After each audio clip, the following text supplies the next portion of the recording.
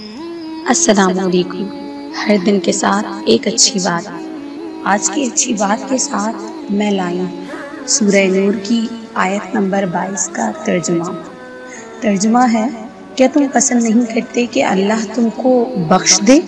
اور اللہ تو بخشنے والا مہربان ہے۔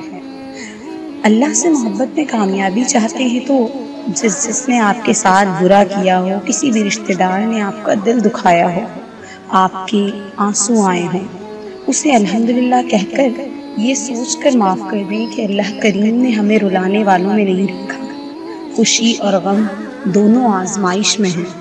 دکھ دینے والوں کے لیے معاف درگزر اور دل کی گہرائی سے ہدایت کے لیے دعا گو رہیں۔